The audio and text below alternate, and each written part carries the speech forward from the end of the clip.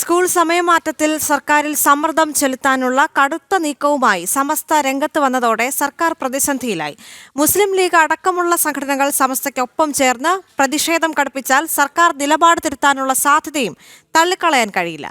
Gender neutral uniform വിഷയത്തിലടക്കം സർക്കാർ സമസ്തയ്ക്കൊപ്പം നിന്നെങ്കിലും school സമയമാറ്റത്തിലെ ഇനിയുള്ള സർക്കാർ നിലപാട് ഏറെ നിർണായകമാണ്. സംസ്ഥാനത്തെ പുനഃക്രമീകരിച്ച സ്കൂൾ സമയമാറ്റം നിലവിൽ വന്നതോടെയാണ് സർക്കാരിൽ കടുത്ത സമ്മർദ്ദം ചെലുത്താനുള്ള നീക്കവുമായി സമസ്ത രംഗത്ത് വന്നത്. നേരത്തെ ജെൻഡർ ന്യൂട്രൽ യൂണിഫോം അടക്കമുള്ള വിഷയത്തിൽ സമസ്തയുടെ സമ്മർദ്ദത്തിന് വഴങ്ങി സർക്കാർ എടുത്ത നിലപാടിൽ നിന്ന് പിന്നോട്ടു പോയിരുന്നു.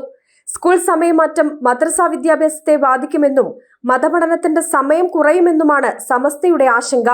ഈ ആശങ്ക ചൂണ്ടിക്കാട്ടി സംഘടന സർക്കാരിന് കത്തയച്ചിരുന്നെങ്കിലും മറുപടി ലഭിക്കാത്തതിനെ തുടർന്നാണ് അവസാന അടവായ പ്രത്യക്ഷ സമരമുറ മുന്നോട്ട് വെച്ച് സർക്കാരിൽ സമ്മർദ്ദം ചെലുത്താൻ സമസ്ത ശ്രമിക്കുന്നത്. ഈ സിസ്റ്റം തെറ്റുമ്പോൾ അത് പൊതുസമൂഹത്തിലും പ്രത്യേകിച്ച് മദ്രസയിൽ പഠിക്കുന്ന വിദ്യാർത്ഥികൾക്ക് വളരെയേറെ പ്രയാസം ഉണ്ടാക്കുന്ന ഇവിടെ നിലനിൽക്കുന്ന ഈ സിസ്റ്റത്തിൽ യാതൊരുവിധ കോട്ടവും വരുത്താതെ എന്നാൽ സ്കൂളിന് ആവശ്യമായ സമയം കിട്ടാവുന്നത് പരിഹരിക്കാവുന്നേ ഉള്ളൂ. അതൊരു ചർച്ചയ്ക്ക് ഇരുന്ന് പരിഹരിക്കാവുന്ന എല്ലാ സാഹചര്യവും കേരളത്തിലുണ്ട്. അതാണ് ഞങ്ങൾ ആവശ്യപ്പെടുന്നത്. അതിന് ഗവൺമെൻറ് ഇതുവരെ തയ്യാറായിട്ടില്ല. അതുകൊണ്ടാണ് ലാസ്റ്റ് ഒരു പ്രത്യക്ഷ സമരം ഞങ്ങൾ പ്രഖ്യാപിക്കാൻ പോകുന്നത്. മുൻപ് സ്കൂൾ സമയം രാവിലെ നേരത്തെയാക്കിയതടക്കം പല നിർണായക തീരുമാനങ്ങളിൽ നിന്നും സമസ്തയുടെ എതിർപ്പ് പരിഗണിച്ച് സർക്കാർ പിന്നോട്ടു പോയിരുന്നു.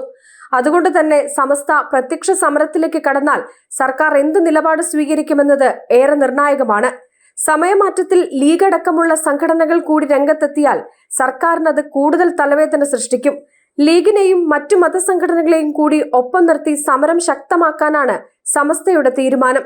നിലപാടിൽ നിന്ന് പിന്നോട്ടില്ലെന്ന വിദ്യാഭ്യാസ മന്ത്രി ശിവൻകുട്ടി വ്യക്തമാക്കിയെങ്കിലും ഇനിയുള്ള ദിവസങ്ങളിലും ആ നിലപാടിൽ ഉറച്ചു നിൽക്കുമോ എന്ന് കണ്ടറിയേണ്ടി വരും. ജനം, കോഴിക്കോട്.